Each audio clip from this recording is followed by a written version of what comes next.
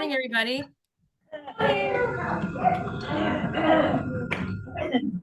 Good morning.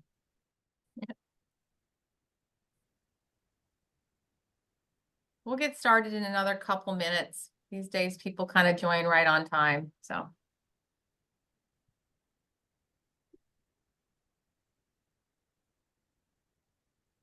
Good morning, Barbara and Marcella.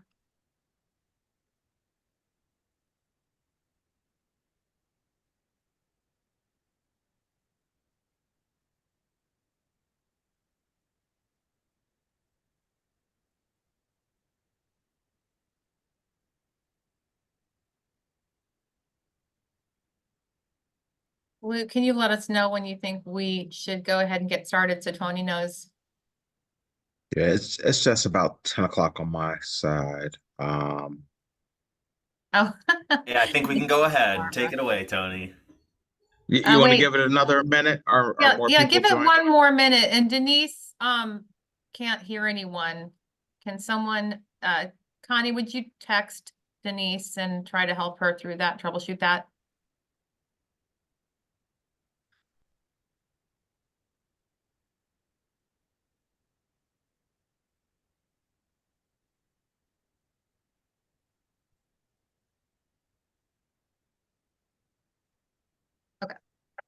Okay, good.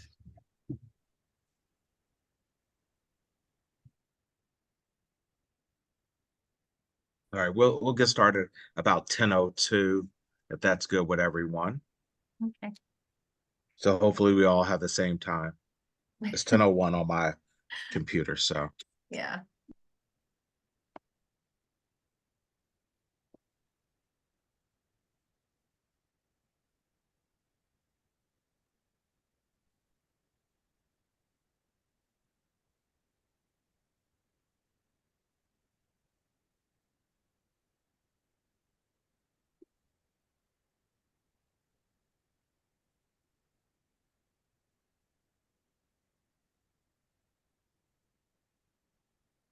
All right, we'll go ahead and get started. Good morning and welcome to the ARC of Maryland's 2024 legislative session preview. Just a few things before we get started. This meeting is being recorded and will be shared online on our YouTube channel, and also for the folks who couldn't tune in live. We will share this link once to give everyone access after the recording is completed, as well as the slides this morning. Now let's go ahead and get started. The ARC Maryland works to create a world where children and adults with intellectual and developmental disabilities have and enjoy equal rights and opportunities. We work to make the mission a reality during each legislative session, and this year will be no different. I'd like to welcome today's presenters who will guide us through the day and lead the way for the ARC Maryland during this legislative session. My name is Tony Zanfordino, and I am the co-chair of the ARC Maryland Government Affairs Committee, along with Dorothy Plants. And you can see our pictures up on the screen. Other members of the GCAC are Andy Culp, Executive Director of the ARC Maryland, and Luke Chase, Director of Communications and Engagement. And we know we need some new photos, so we're going to work on that for next year. This morning, we will be covering some key information for you to prepare for the 2024 session. This includes the state of the state current environment, Senate and House operating protocols, the ARC Maryland's public policy platform, session priorities, committee leadership changes and tips for effective advocacy during session, and where to go from here. Now I will turn things over to Andy to talk about the state of the state.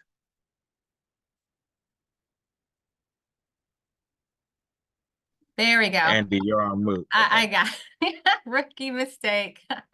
Good morning, everybody, and welcome to the ARC Maryland's legislative preview. I'm getting really excited about session coming up. So I'm going to walk you through kind of what's happening around the state and starting with the budget. So Luke, you can go to the next slide. For those of you who attended the Maryland Nonprofits legislative preview yesterday, some of this will be a repeat, but you know, we kind of have to understand where we are to know how to effectively advocate for the budget numbers that we need. So I'm going to go ahead and give you a little preview on the state of our economy. We're facing a projected $761 million deficit in the budget year that begins July 1 of 2024. The deficit's projected to grow to $2.7 billion by 2029 without really important interventions that need to start this year. So how did we get here? You can go to the next slide. Here's a snapshot of a change in the projections from September to December. And that reports from the revenue estimates and an economic outlook report that was given on December 14th. So you'll see that although some of these kind of under revenue generating dollars were projected, we actually did worse in a few areas than we thought we would in September. You can go to the next slide for a visual representation of this. And what this shows you is our sources of main revenue for the state. It's a combination of, let me just pull up my slide, individual income tax, sales tax, corporate tax, lottery, and ongoing general funds. So what's happening in the individual income tax? You would think that that should be pretty robust since the unemployment's pretty low in Maryland, but through the pandemic, we lost a lot of workers in Maryland. So there's less jobs, even though those jobs that we have are pretty full. So there's less individual income tax coming into the state than we anticipated we would have. And that's really important for the state to function. The other thing that's down is sales tax. And that's you and I going out and buying a new refrigerator or some electronics. That is a lot less than projected. You know, and it's been going downhill since the pandemic when people bought new computers and, you know, cameras to do a lot of their business from home. You know, expenses were pretty good. But with the inflation being what it is, people are, and the interest rates being what they are, people are holding on to their money and not spending as freely as they did before. And the next big bucket for us is the corporate tax. In Maryland, we have lost some business and we've had like 1% corporate growth over the last, I don't know, more than 5 years. I can't remember exactly how many, but if you go to the comptroller's report, you could see exactly how long. And 1% is much lower than other states in the nation for corporate growth. So we're not kind of keeping pace with how we need to, bringing corporations into Maryland so we can generate those corporate taxes. And so we're underperforming there. So this is like a perfect storm. Plus, this is a little bit of anomaly. I'm not sure why we are seeing such a dip in lottery proceeds, but that's happening too. So we can go to the next slide, but this is the perfect storm that has created this deficit that we have now. So the Spending and Affordability Committee of the General Assembly has made some recommendations to the General Assembly, and that is that we need to raise revenue significantly or reduce planned spending. They recommend a combination of the two. So starting in fiscal year 25, they want to see this General Assembly and the governor reducing the gap between what we have and what we need, you know, what we have to operate on and what we need to operate on by at least 33%. So that's 1/3 of the deficit, leaving a structural gap of no more than $508 million. So we have some work to do. And there's been some ideas put on the table already. One of them is to increase the tax, the rich person's tax. Currently, I forget the threshold, but people who are very, very rich pay the same percentage as people who are middle income for Maryland rich. And there's I don't want to get into it because there's two sides to the coin on whether that would be harmful for Maryland or good for Maryland. It would either drive people out or generate the revenue we hope to see. So that's not likely to be put forth this session because they still have to work through those things. There are still other areas that we can look at generating revenue through cannabis and through sports betting and things like that. But that's going to be something that the General Assembly needs to address. And the other part is where can they make cuts without cutting services that people need? You can go to the next slide.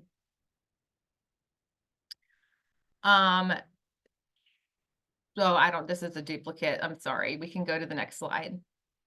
So now for some dates of interest. And I think Dorothy, do I hand that? No, I go through this one. I'm sorry. So dates of interest that we want to make sure you all are aware of so you can be active participants in the legislative process. Session starts tomorrow. So we are gearing up for that through, informing ourselves. It starts at noon. And then the very next day is Legislative Calendar Day, which is a really important day to the ARC family.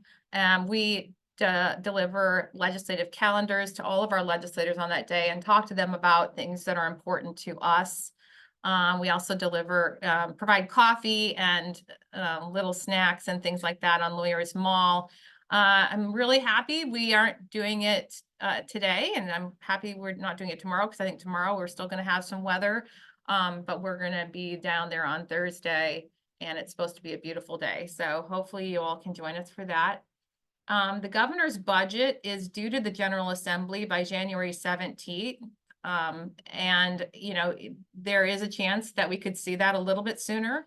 But we're going to keep our eyes out peeled for a press release on that. And we hope to see, what we asked for in the governor's budget for developmental disability services, but that remains to be seen. We do expect to see an initiative for affordable housing. That's been something the governor's been talking about, and they talked about a little bit yesterday in the preview that the Maryland nonprofits held. And we also expect to see some initiatives for military families. So those are just a couple of things that we know is on the governor's radar. The final day for Senate and House bill introductions are the 5th and the 9th. And that's the last day that bills can be submitted and be guaranteed a hearing. After that day, any bills that are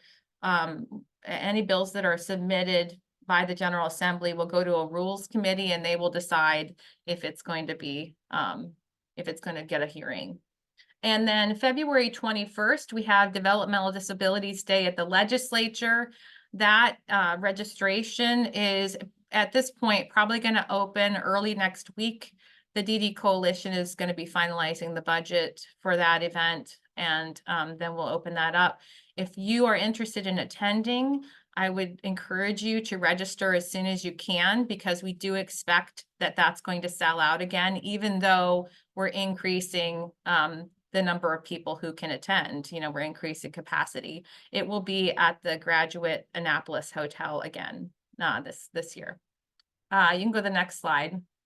And the timing of a DD Day at the legislature is really great because the very next day is our first DDA budget hearing in the House Health and Social Services Subcommittee, followed by the hearing in the Senate the next day, February 23rd, in the Senate Health and Human Services Subcommittee. So good timing to have DD Day, for all of you to have the opportunity to reach out to your representatives and let them know what we need to support people with intellectual and developmental disabilities in the communities they choose.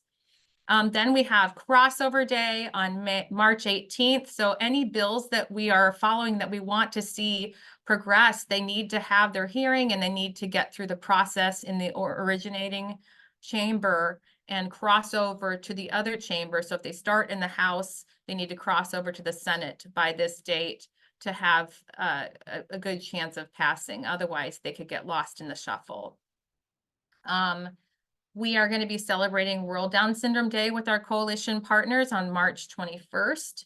And new this year is an Autism Acceptance Month celebration that we are doing with coalition partners on April 2nd. So stay tuned for information about those events, and you can reach out to Luke or Connie on my team if you want any more information ahead of time.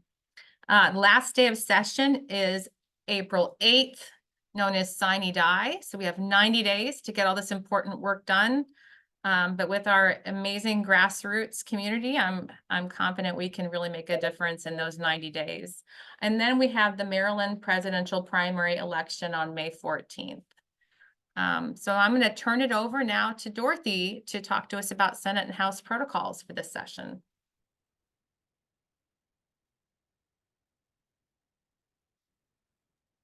Thank you, Andy, for the information on our state's budget and dates of interest for session. And now we're going to shift gears and share information on the protocols in Maryland's House and Senate this session. And please always be alert to any changes that could occur depending on circumstances throughout session. So to start off with, we're going to look at committee bill hearings in the House and Senate can be attended by anyone in Annapolis throughout session. And while it's great to attend in person, and we encourage that, it's also easier and more practical to tune into the meetings virtually.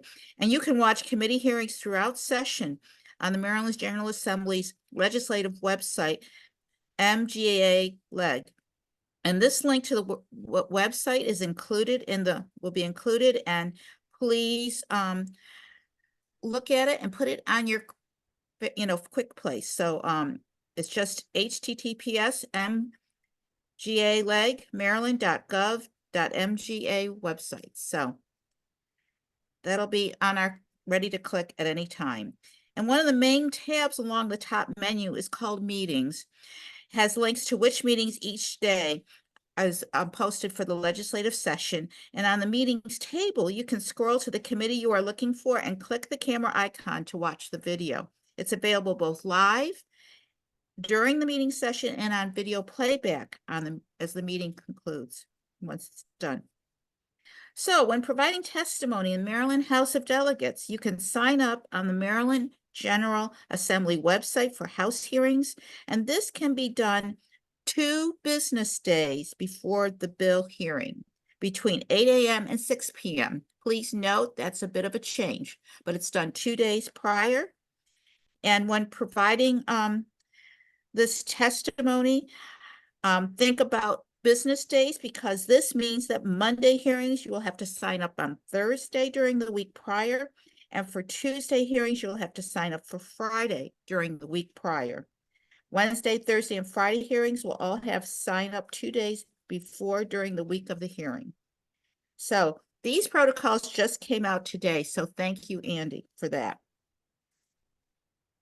Some other notable features of House operations are that the bill co-sponsors are allowed as usual. Witness panel sign up is still not allowed through the website, but instead directly by the sponsor. The House committee may cap the maximum number of witnesses that may testify on a bill. The order of bill hearings will be posted 1 business day before the hearing, and masks are still optional. There will be no receptions or large gatherings in the House office building during the 2024 legislative session.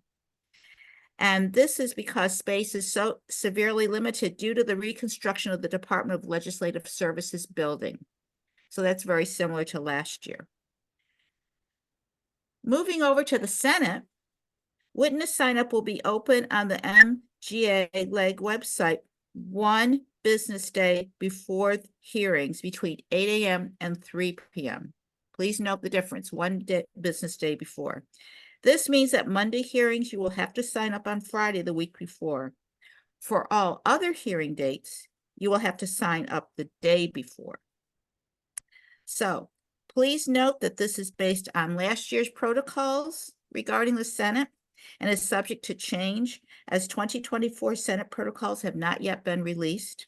So the time and process may change to match the House protocols. So stay informed.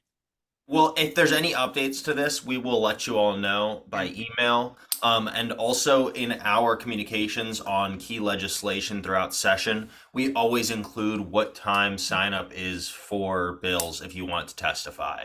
So we try and make that as clear as possible because we know it's really confusing, especially when they change it every darn year. So just always be on the lookout for any information on that. Okay, thank you, Luke. So, when you provide testimony in the Senate and the House, a bill you testify on will not usually be the first bill on the schedule during the time listed, as the committees typically examine and discuss a number of bills each day. The order of the bill hearings will give you a better idea of when you are up to testify, but it is not made available until one business day before the hearing. So for Monday hearings, it will be posted the Friday before. And because we never know how long each hearing will take per bill, you will sometimes have to wait a while after the scheduled hearing time for your opportunity to provide testimony. And this should be kept in mind for anyone watching committee hearings also. And so Tony's going to talk to us and begin the working. We're going to go through our public policy platform.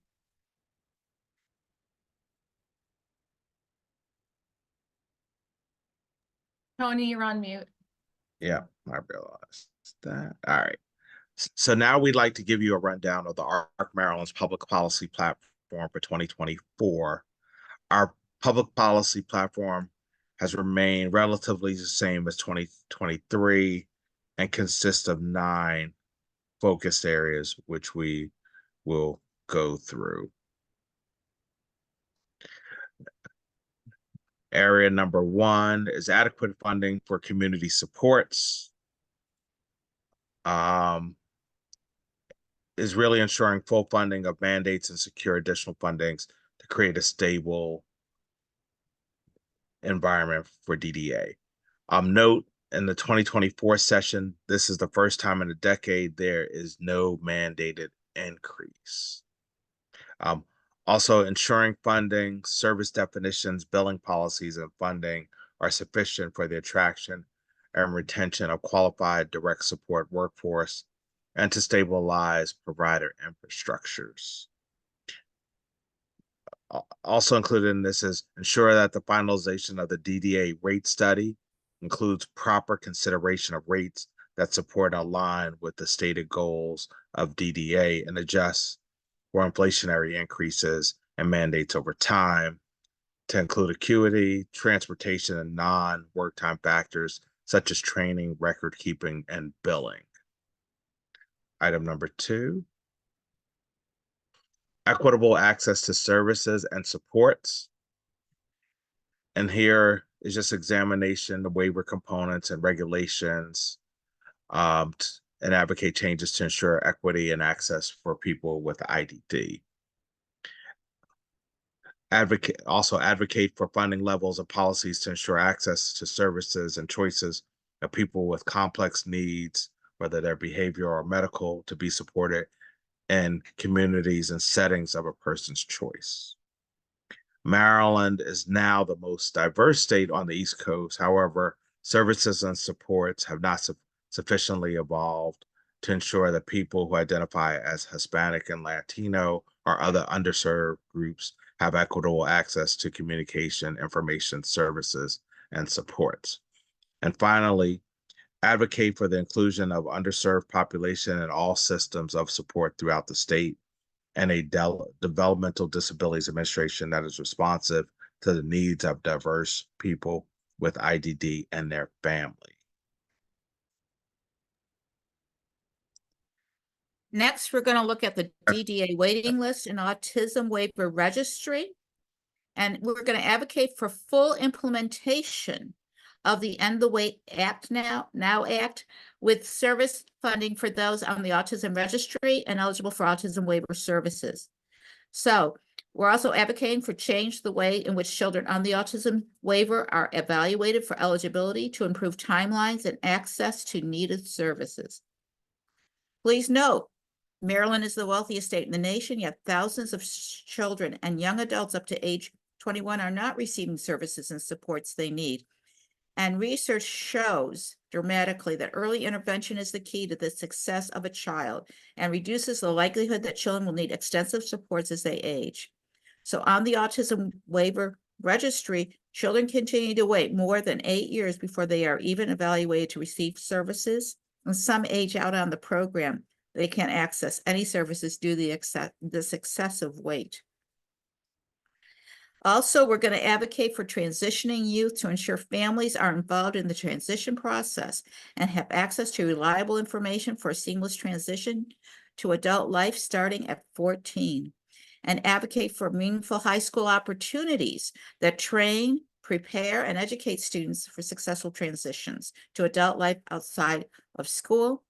And we're looking at fully transitioning youth who exit the school system in the year of their 21st birthday, that they have the supports they need to participate totally in the community, jobs, and lifelong learning or higher ed education. And we're advocating to develop a plan to support high school graduates younger than 21 with IDD to have meaningful graduation success. And reform the transition process to improve doors, DDA, and other post-high school service connections, and advocate for programs to support graduates in post-secondary opportunities using university and college supports. Thanks, Dorothy. I'm going to talk about our priorities around education and children's services. First, we want to make sure that there's sufficient progress with the blueprint bill and that students with intellectual and developmental disabilities have access to inclusive, quality, safe, free, and appropriate public education where they can receive the accommodations they need to participate fully in those programs. We also want to create and support policy that ensures children with intellectual and developmental disabilities are included in neighborhood childcare, before and after care programs and camps, regardless of the nature or level of their disability. We will advocate for family centricity to include training and educational opportunities for parents and opportunities for peer-to-peer and family-to-family connections to support families and people with disabilities. We will advocate for early childhood screening in childcare settings, for earlier identification of disabilities and timely intervention. And we will ensure that students are safe to learn in our efforts. We want to make sure that the seclusion and restraint bill that ends seclusion or ends restraint and curtails seclusion is being appropriately implemented, and that teachers have training on trauma-informed approaches and positive supportive behavioral interventions so they can support students of all abilities. And ensure schools have training on seizure certification and response in compliance with Brinley's Act, which passed, and advocate for a pilot for the installation of cameras in self-contained classrooms under specific circumstances. And lastly, implementing restorative practices in all schools. Next slide. Our priorities around employment include increasing opportunities for competitive integrated employment at fair wages for people with all types of intellectual and developmental disabilities, and ensure funding is sufficient to provide quality community supports with an employment-first focus. Our second priority is to examine incentive-based funding mechanisms to ensure that people with more significant disabilities have equitable access to quality provider supports, avoiding and addressing, if necessary, unintended consequences of funding policy decisions. And this is just a note that employment first does not mean employment only, and people who are not yet ready to work or choose to access community activities to further their education during the day should have the supports they need to meaningfully participate in those activities, including transportation and if they need it, nursing supports. Thanks, Andy. Our next public policy priority is access to housing. So this includes increasing affordable and accessible housing so people with IDD can live in inclusive, safe communities of their choice. We would also like to eliminate housing discrimination through awareness, policy, and advocacy for enforcement of related laws.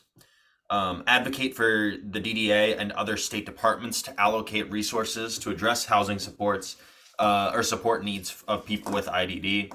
And increase awareness that Medicaid may not be used to subsidize room or board for people supported in DDA community living programs. and additional assistance is needed from developers, policymakers, and state and federal funders. Our next public policy priority is law enforcement and justice. So support police training efforts that reduce stigma, increase safety, and inspire relationships of acceptance and support for all Marylanders. We would also like to advocate for enforcement of rights of people with disabilities in the community, and that first responders, law enforcement, and court personnel receive training on disability rights and the ADA. And then advocate for sufficient funding for training focused on positive interactions between people with IDD and first responders. And then our final public policy priority of 2024 is civil rights. So we'd like to close the remaining state institutions and oppose the expansion of state residential centers and new admissions to state residential centers, including respite care. With consideration of the fact that some individuals in society require the assignment of a guardian to ensure a person's health and safety, the ARC shall advocate for the rights of individuals to have alternatives to guardianship fully explored and exhausted when possible prior to a guardianship assignment.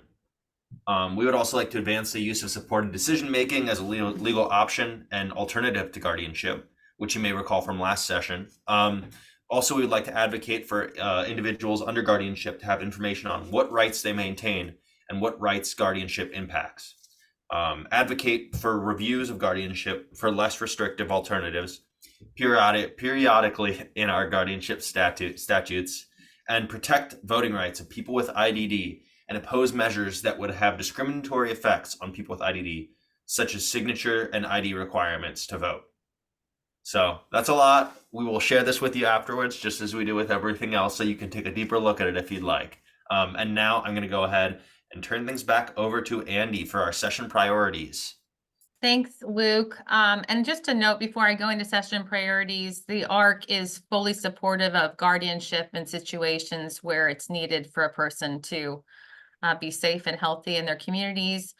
We just believe that certain things need to be looked at in our guardianship statutes so that is truly the best decision for a person with intellectual and developmental disability. So I just want to be clear, we're not anti-guardian. We are just pro individual rights to the extent possible. So session priorities, I'm going to talk a little bit about, you can go to the next slide, Luke.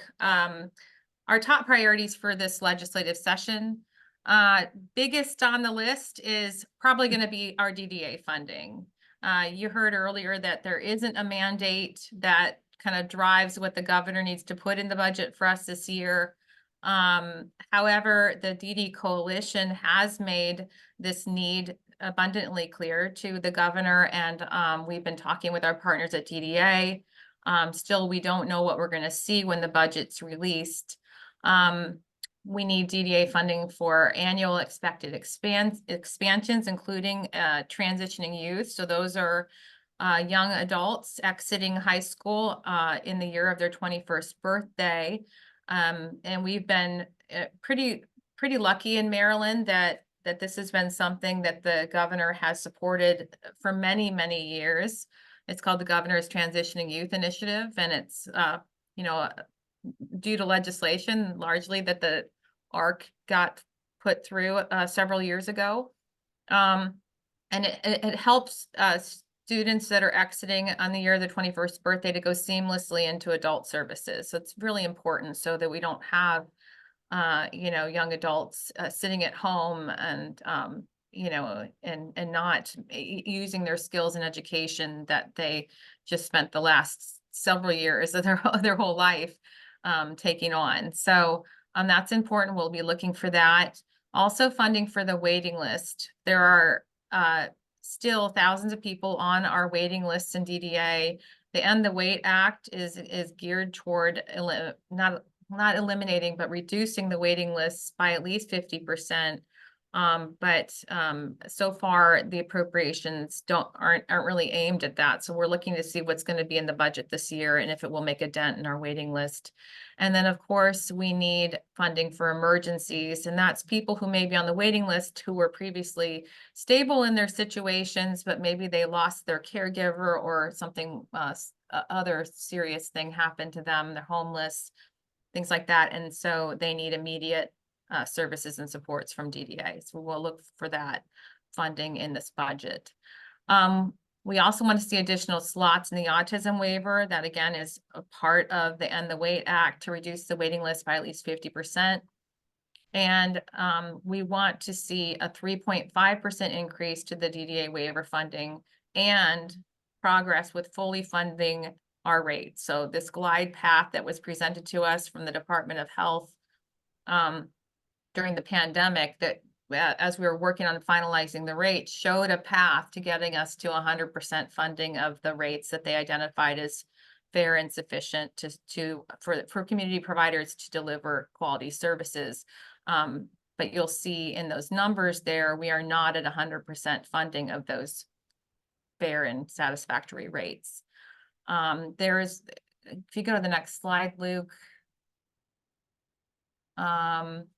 I'm going to show you a graph in a second, but let me go into inflation. So the 3.5% has come from us looking at the inflationary trends, looking at the ground we lost over the years, where we got funding, but it wasn't enough for us to keep pace with even increases in the minimum wage during those years. So in 2014, there was the passage of the minimum wage bill, and there were annual increases mandated through that action.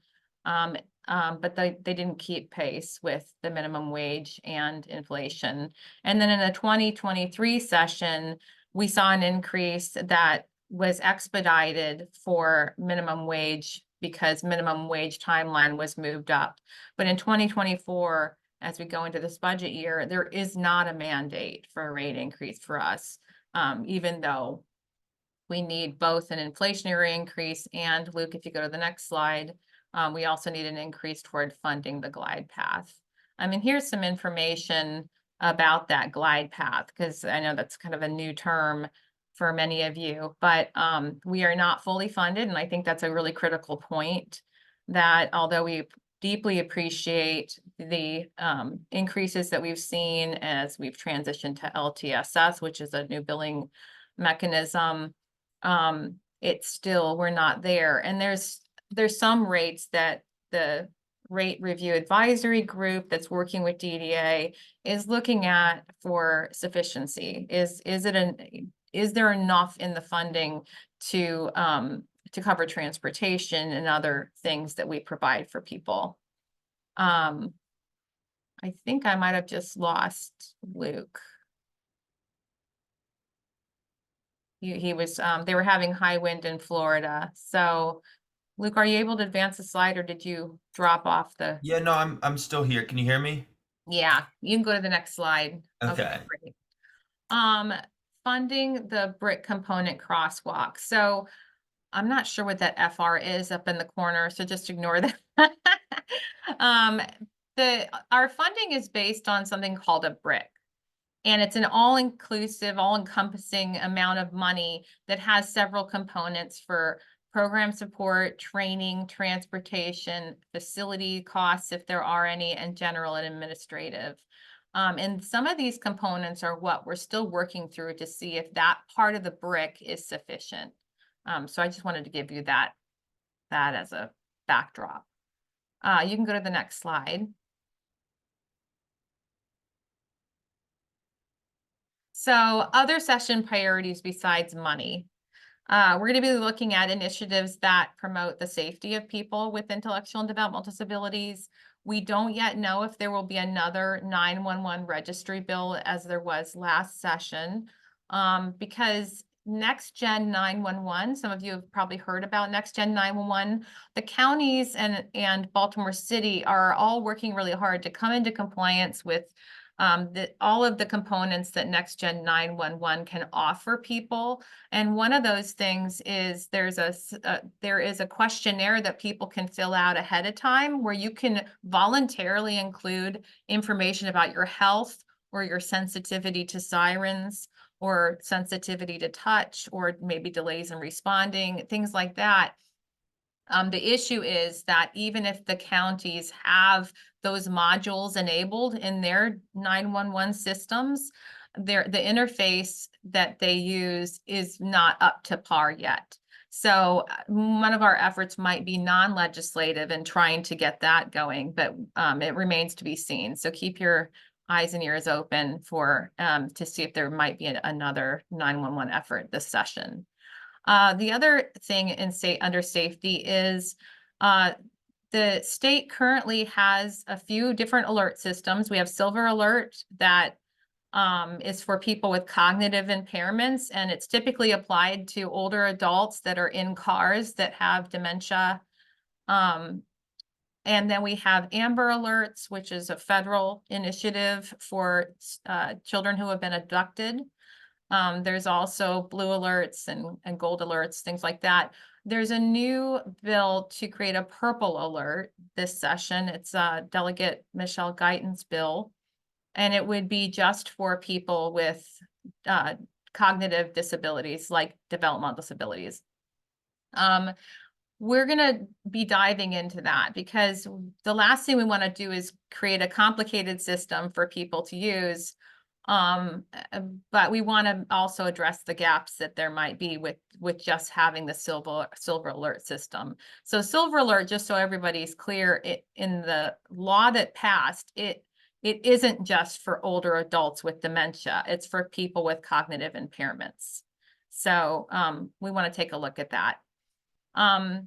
With regard to restraint and seclusion, there is going to be an effort this session to add certain people that can put and observe a student in seclusion. And we have deep concerns about that because we want to end seclusion, not add to the list the people that can exercise seclusion on a student. So we'll be taking a look at that.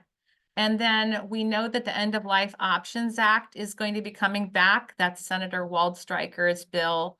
I've had a conversation with Senator Waldstreicher about protections for people with intellectual and developmental disabilities and any legislation that he puts forward. There's particularly a couple things we're looking at. One is a data collection requirement. No other state that has this law collects data on the number of people with disabilities who exercise this option, and we think that would be important. The other thing is requiring a second opinion from a physician that's outside of the ordering physician's practice, so that because usually physicians in the same practice don't go against the judgment of each other. And so ensuring that it's a clear second opinion is important to us. And those are just a couple of things. Obviously, access to mental health, those kinds of things are also going to be considerations for us as we look at this legislation that is not yet available. The text is not available because it hasn't been dropped yet. You can go to the next slide. Special education support for families. There's going to be a bill this session, and this also hasn't dropped just yet because it's being perfected, that would create a legal access fund to assist families with low income to have support during IEP meetings, or if necessary and when things go wrong in due process proceedings. So this money could be used for special ed. It doesn't have to be an attorney. It could be special ed advocate, or it could be expert witness. Just a note, we don't support bills that require parents to receive counseling for the behavior of their children.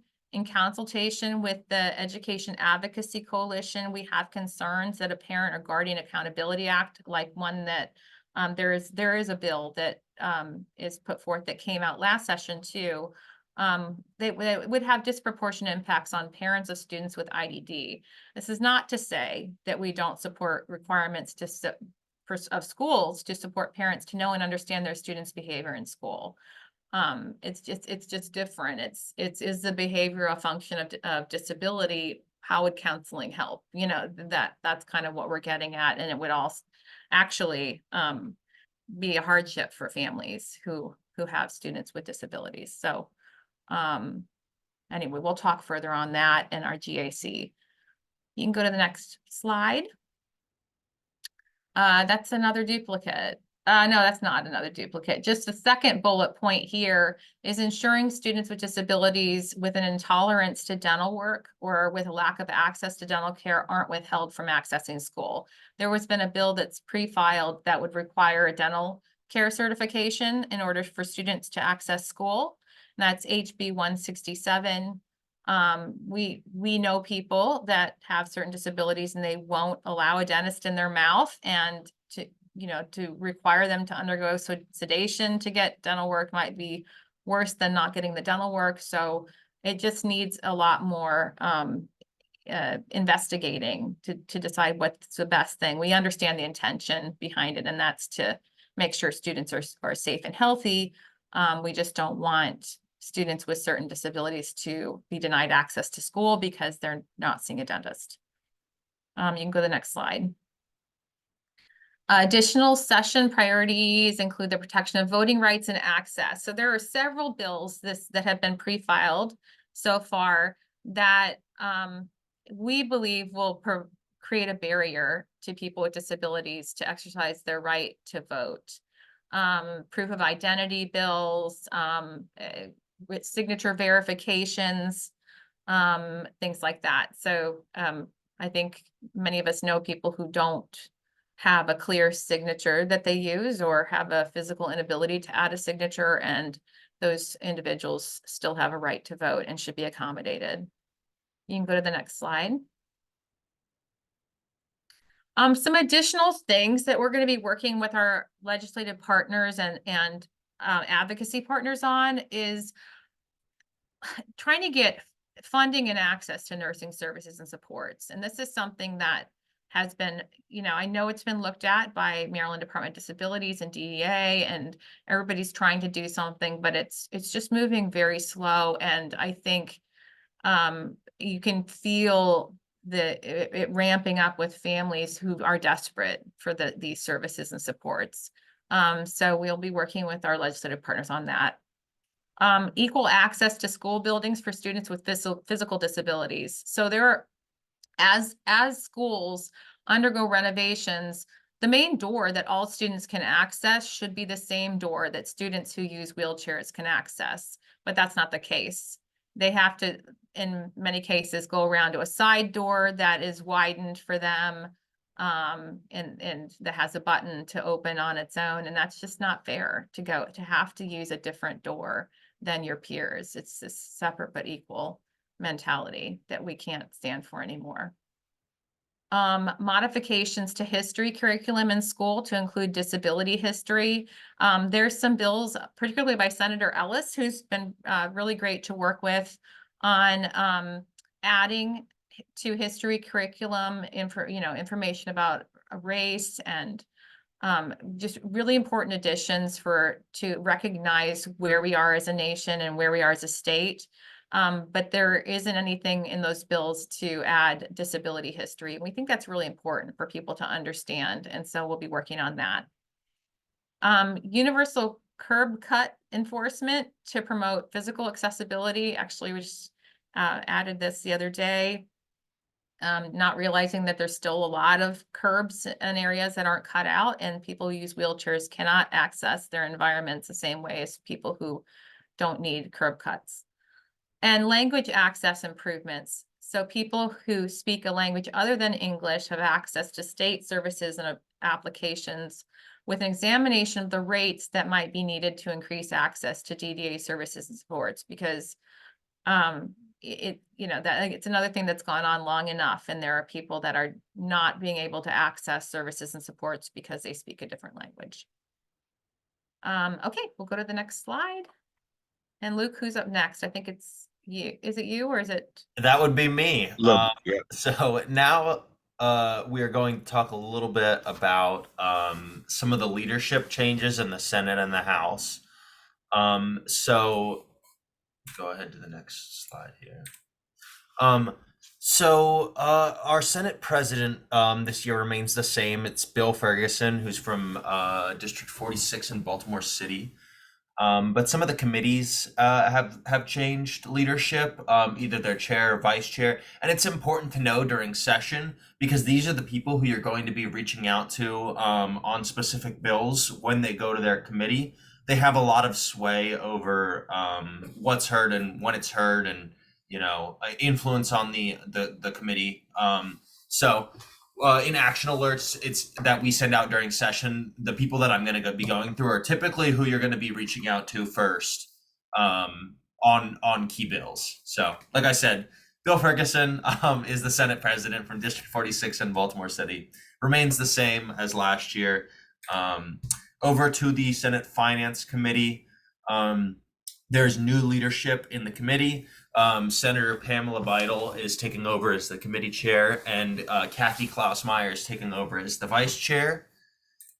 In executive nominations, Senator Antonio Hayes is taking over as the chair. I believe he was the vice chair last year.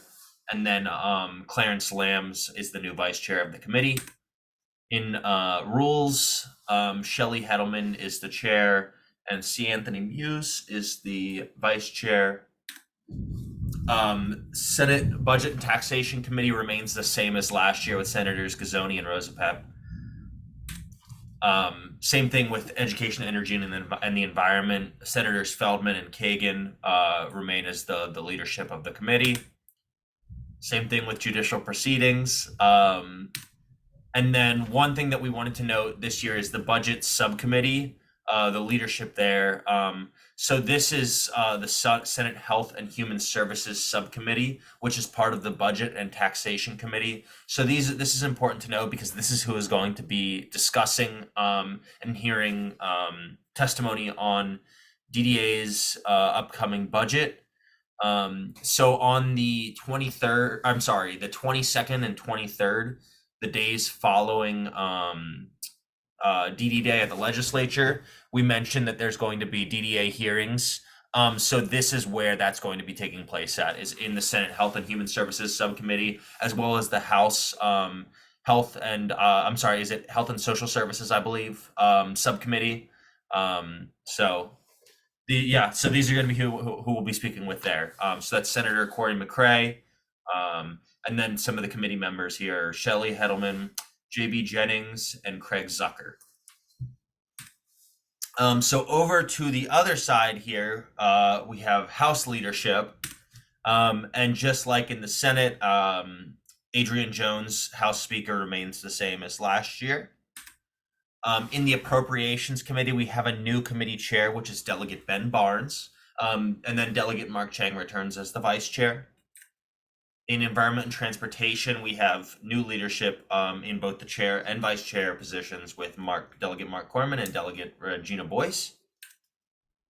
In Health and Government Operations, Jocelyn Pena-Melnick returns as the chair, but Delegate Bonnie Collison comes on as the committee vice chair. And then in Judiciary Committee, same thing, Delegate Luke Clippinger is still the committee chair. But we welcome J. Sandy Bartlett as the committee vice chair. And then Ways and Means, Delegate Atterbury is still the committee chair, while Delegate Janelle Wilkins joins as the vice chair. And then Economic Matters Committee is the same as last year, with Delegate C.T. Wilson as the committee chair and Delegate Brian Crosby as the committee vice chair.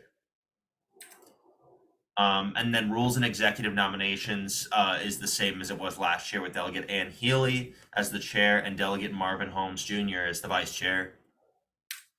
And then over to the Budget Subcommittee leadership. So just like I said with the Senate, the House has a subcommittee that will be specifically heading the DDA budget hearings. And that is the Health and Social Services Subcommittee. So it's a little confusing. In the Senate, it's the Health and Human Services Subcommittee. In the House, it's the Health and Social Services Subcommittee. And this is part of the Appropriations Committee. So the subcommittee chair is Delegate Emily Shetty. And the subcommittee vice chair is Delegate Dana Jones. And then a couple members of the committee. We have Delegate Gabriel Acevero, Delegate Jim Heinebaugh, and Delegate Althea McCaskill. So this is the same as in the Senate and the House. These will be the people that you're reaching out to the week of DD Day to talk about the budget, and tune into on the 22nd and 23rd. So now that we have all that information out of the way, Tony's going to take over here and talk a little bit about speaking with your representatives. So we have the people. Now we just need to know what are we talking to them about? How are we talking to them? So Tony, you can go ahead and take it from here. Sure. Thank you, Luke, for the leadership updates. While it's great to know who will be building relationships with in Annapolis, it's equally as important that we know how to effectively communicate with them, establish relationships, and make an impact in the House and Senate.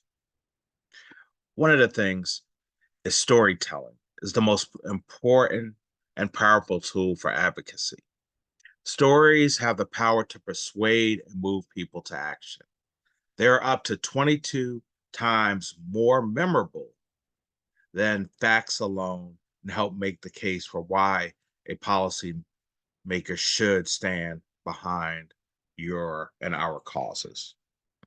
We're going to share a handful of tips with you that came directly from legislators on how you can best communicate with representatives during session.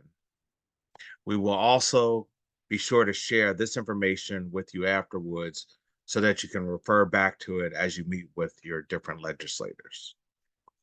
So the first thing is to personalize your message. Bulk emails that are cut and paste do not effectively tell your personal story. The best way to have your message make an impact with legislators is to when it is a personal story that ties into the legislation that you are discussing. Next is to put things into context for legislators. Many legislators, this is a part-time position, and they have many other jobs and responsibilities just like you and I. So we shouldn't assume that they will understand our issues and our needs unless we fully explain to them what they mean. So in a nice way, we can be their voice. I just wanted to add something in here real quick, Tony, for Yep. this. So while they might not always understand the issues, a lot of the times there's someone on the staff who might understand the issues better than them. And it is important to know during session, if you're scheduling meetings with legislators or just talking on the phone with them, sometimes they'll put you over to someone else on their staff. This isn't a bad thing, because they'll sometimes know more on this specific issue than their legislator. So just keep that in mind. Don't be dissuaded if someone on the staff other than the legislator is speaking with you. So sorry to interrupt, Tony. Go ahead. Oh, no, that's fine. And to add even further to that is the person you're speaking to on the phone has the ear of the legislator. So pretty much what you tell them and they understand, they will be repeating it back to that particular legislator. So it's always a win-win when you're talking to one of their legislative aides to be friendly and courteous to them as well. Next is to focus on your representatives who are members of committees that are hearing our issues.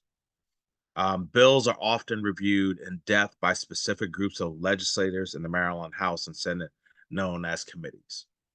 If one of your representatives is part of a committee that is hearing about a bill that you are interested in, you should reach out to them in particular.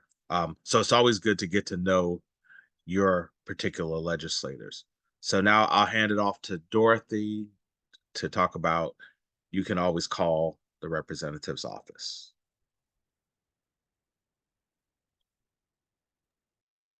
Thanks, Tony.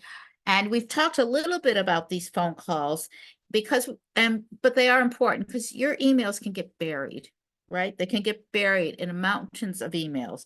So if you have something that's important, critical to say, it can be beneficial to call the office and be respectful and just remind them about that and the information. You can always refer them to other things, that the information they may have. And again, speak to their staffs, because many times their staffs are working with them with the phones and helping them manage the calls and the priorities of their calls. So I think getting your point across effectively with the staff can help move that phone call up to a priority too.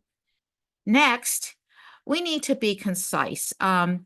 Practice what you want to say and try to say the most important things in the first minute. Think about that 60-second elevator speech. and with supporting information in your second and third minutes to your legislature.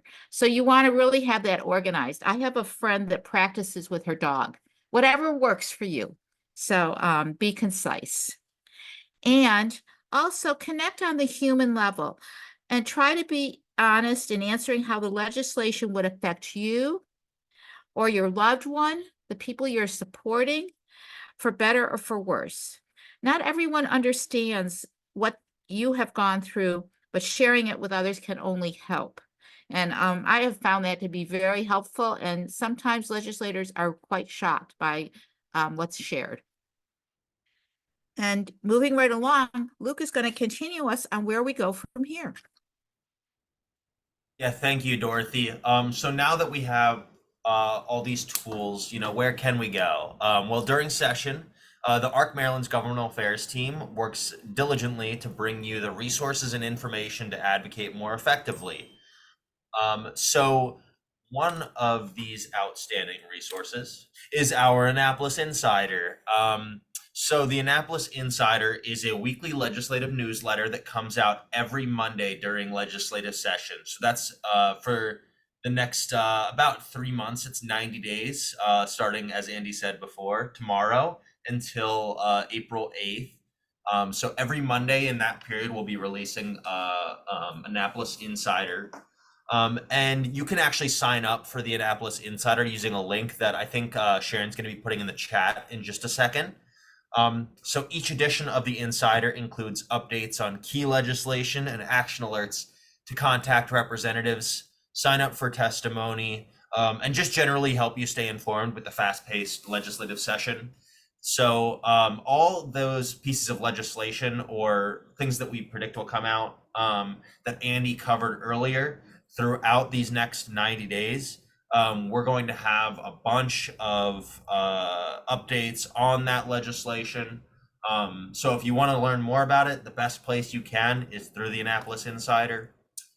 Additionally, each weekly edition of the Insider contains a hearing schedule for the next 2 weeks for all upcoming bills that are featured on our bill tracker. So that's what you see on the bottom part of this screen right here. Is one of our hearing schedules from last year. And at the beginning of session, you might notice it's a little barren as they're still figuring out which bills are going to be on the schedule and when. But as the session goes along, you'll notice that it really picks up with the amount of people on it. Let's see here. So one other piece of the Annapolis Insider that is really important is our bill tracker. So now you might be wondering what the heck the bill tracker is. And that is actually our biggest spot for, all-inclusive info on legislation that the ARC Maryland team is taking a look at. So during session, Andy and I keep track of all legislation going through that could or does affect the lives of people with intellectual and developmental disabilities, their families, and staff. So every piece of legislation that's on here, we take a look at every day, make sure that if there's any updates that we include them on here. So we put a version of this out every Monday with the Insider. But if you'd like a more up-to-date version, as I said, we update it every single day during session. So if you ever want to know if there's any changes, just give one of us a shout and we'll send you the most up-to-date version of it. So each piece of legislation that's included in the bill tracker contains a link to the bill text and the cross-filed bill if applicable. So as Andy mentioned before about crossover day, there are multiple types of bills that'll go through that are introduced by the Senate and then also the House. And they'll often be really similar, if not identical. So those are the cross-filed bills. So we'll have links to both of those, and it's worth taking a look at each of them because, as I said, sometimes they are a little different. The bill titles included on the bill tracker, the sponsor or sponsors of the bill, the current status of the bill. So that's like if it's in a committee, if it's being voted on in the House or Senate, if it's passed, or if it's signed by the governor. That'll all be included on here. And then there's our position on the bill. So if we support it, if we oppose it, if there's some amendments that we would like to the bill, or if we just put out a letter for more information on the bill, or request a letter for information on the bill. All that will be included in here. And then a description of what the bill would do and any additional notes that we have from the ARC Maryland team. So just when you take a look at the bill tracker, and you'll see when we release our first insider next week, you'll get the first look at the 2024 bill tracker.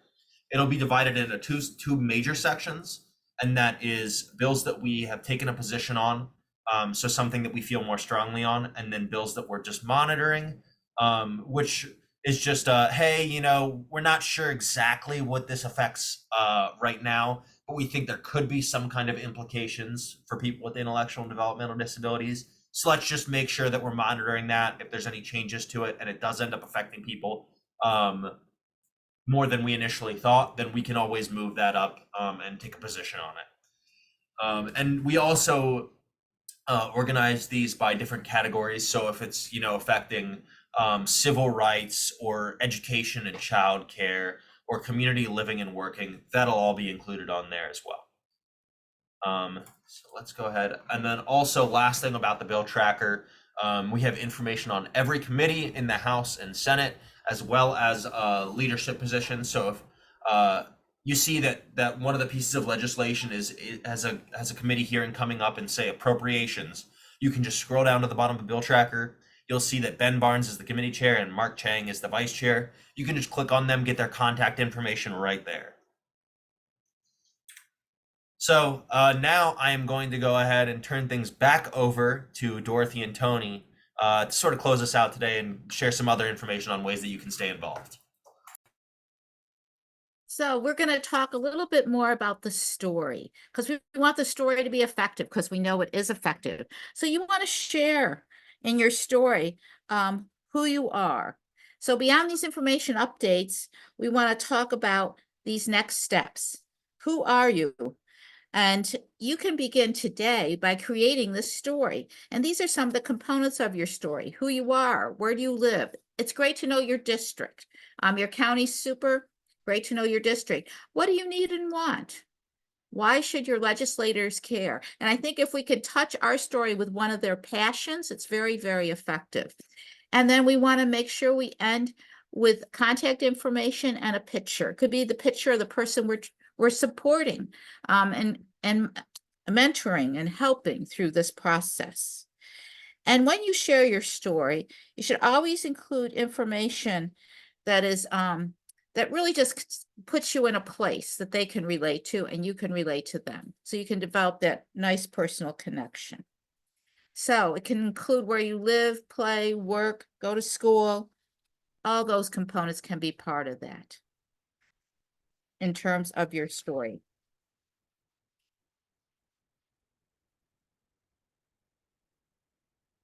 And we talked about contact information.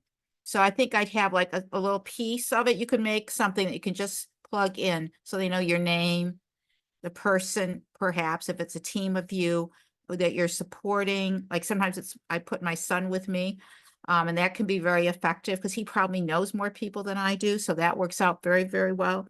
And then your community and the involvement you have there, because they're looking, they're looking for that. And anytime we can connect our work with supporting the community is great. For example, we want to support curb cuts. Well, young moms with strollers like curb cuts. There's always things we can pull in to make the story a little more interesting, but not long, and it needs to be concise. Another way we can get involved, so you can go home today and work on your story. And then another way to get involved is by joining your local governmental affairs committee. And I really would strongly encourage you to do that.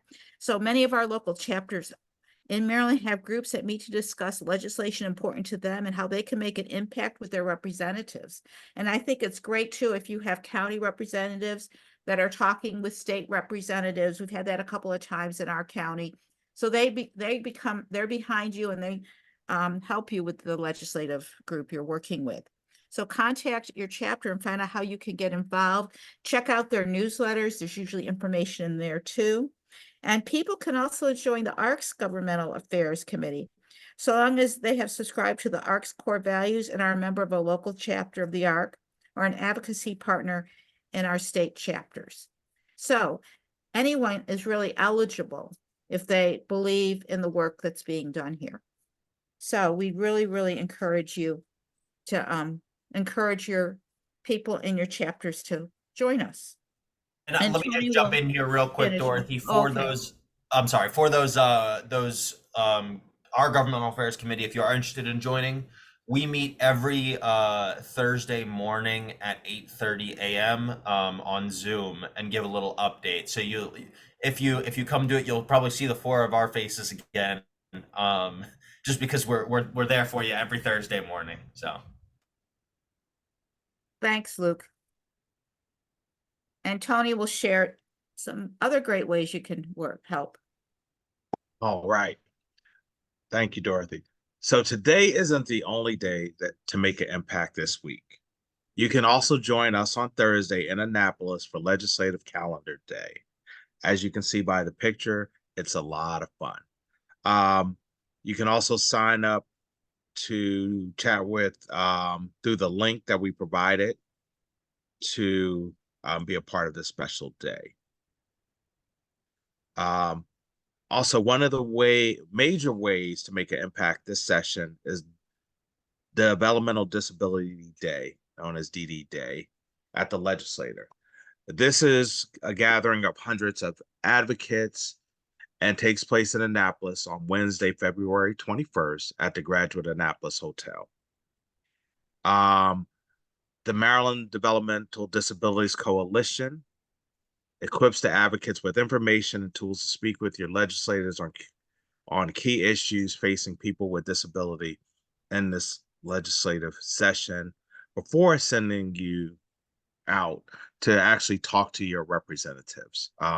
And we'll work to try to schedule meetings with the different delegates and senators. Registration for DD Day will open next week, so be on a lookout for a link from the ARC Maryland or other members of the coalition. So storytelling and DD Day are ways to make huge impacts. That leaves us at a good spot to ending things today, but just the beginning of a journey of this legislative session. You can contact members of the ARC Maryland's Governmental Affairs Committee throughout the session through our emails that are here. And we'll also open it up for additional questions.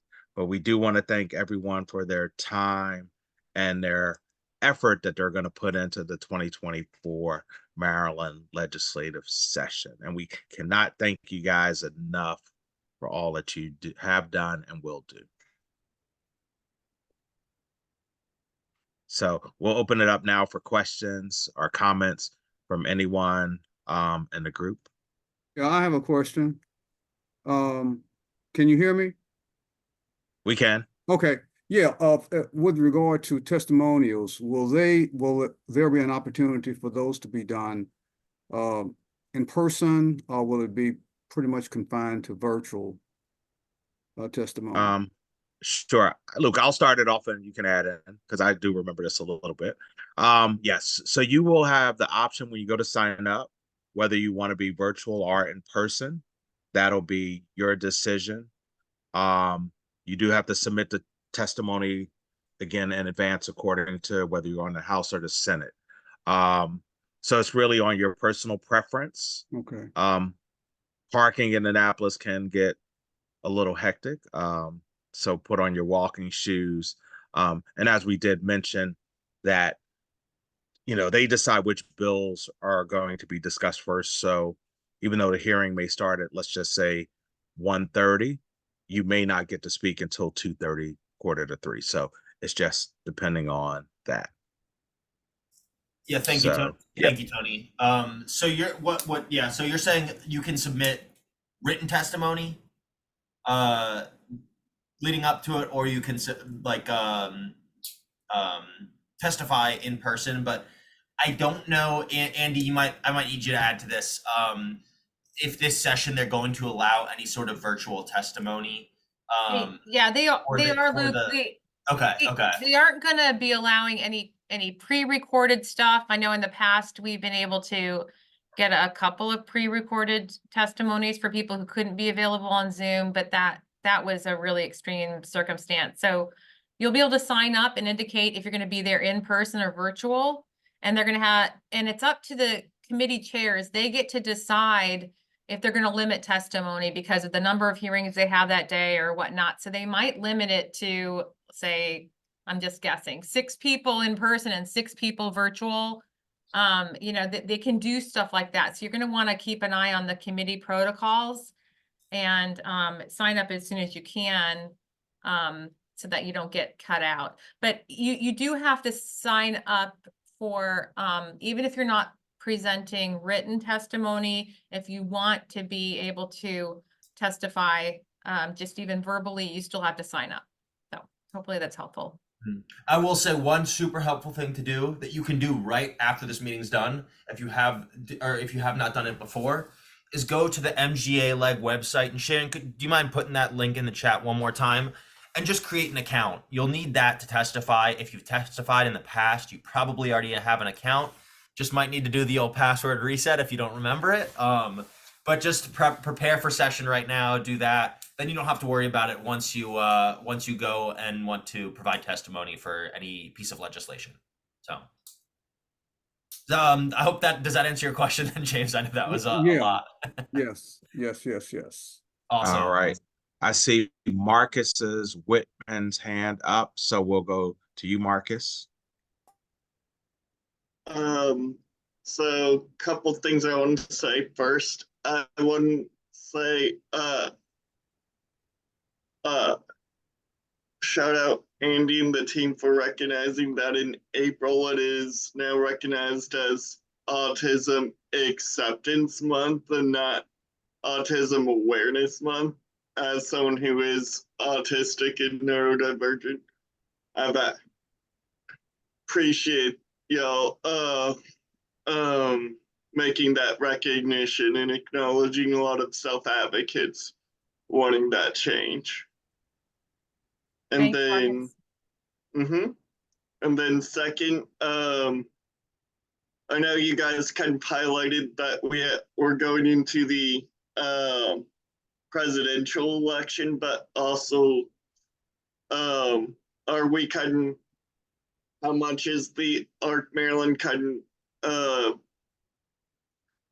with the House and Senate races that are coming up, because at least one, actually, yeah, all our seats in the House, everyone's running for re-election in the House again, and then we have a vacant U.S. Senate seat was going to be vacant. Are we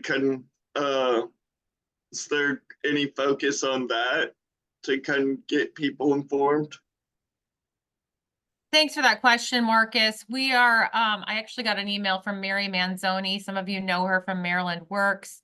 But we've done voting advocacy with Maryland Works before and through our Rev Up partners. So we will definitely be looking at that. Just didn't have enough time in this meeting to talk about that, but we'll have something that we put out and would appreciate doing that with you and others that are interested in talking about candidates and voting coming up.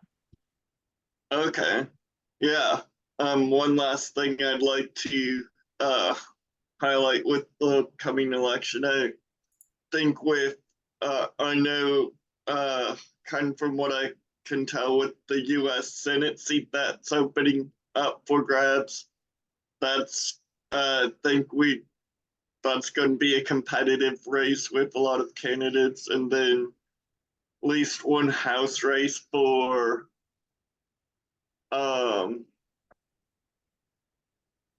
one of the House seats. It's my district, I can get Astral Districts and Sean Sarbanes' not running for re-election. There's a lot of people jumping into that race, from state senators to former Capitol police officers. A lot of people are jumping into that. So I think there will be a lot of competitive seats to look out for. Thank you for your time. I have a follow-up question, if you don't mind. Yeah, go ahead, Jim. Okay. Is it possible or feasible to be provided with a template, if you will, that essentially addresses, the key issues like DDA full, the full funding of the DDA rate and other things, to, parent advocates or self-advocates, so that everybody essentially, is basically talking from the same, perspective of, from the same thing, and using basically language that can be easily understood, if you will, and for the advocates, parent advocates or self-advocates, to personalize that information. Does that make sense? Yeah, that makes a lot of sense. And we do stuff like that, but it's like during DD Day, so we already missed like a whole month of session. So I agree with you, Mr. Stockton, that we need to do something we need to do better. And so yeah, Luke, we can work on those plain language. I think that's what you're talking about, plain Yes, language exactly. descriptions of Mhm. bills and what we want. So that people with disabilities or families, who don't speak the legislative jargon can understand Yes, kind of exactly. what Yeah. the bill does and what we're looking for. So Luke, let's talk about that after this meeting and see how we can be better. Yeah, and also on that note, for just like overall for our public policy platform, we like to do a kind of one pager that has a lot briefer of a description of each of those 9 pieces that we talked about, to give to people and just make available on our website during session. So you can be on the lookout for that too. Okay. That Thank you. was a great suggestion. Thank you. Does Yes. someone else want to add anything?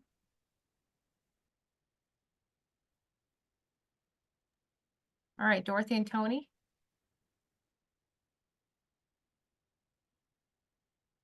On mute. Well, once again, thanks everyone for attending. We greatly appreciate it. I think we had up to about 65 people when I kind of looked down and checked. So again, we have the calendar day, which is on Thursday. Legislative session kicks off tomorrow. And then, of course, next week, Thursday, we start our first government affairs committee meeting. So we'll kind of go over some bills that we've been tracking previously before session. And of course, if there's any bills that are hot items for you, please let us know earlier in the week. That way we can potentially talk about them each Thursday, because the goal is to make it about the constituents and talking about the bills that are most important to the people we serve. So once again, thank you, everyone. And we look forward to seeing you at the different events that we have coming up. And then have a great day, even though it's raining. We're getting the needed water. All right, thank you, And the everybody. kids are coming home from school early. Kids are coming home from. Yeah, early day out. The kids are coming. The kids are coming. Yep. Bye.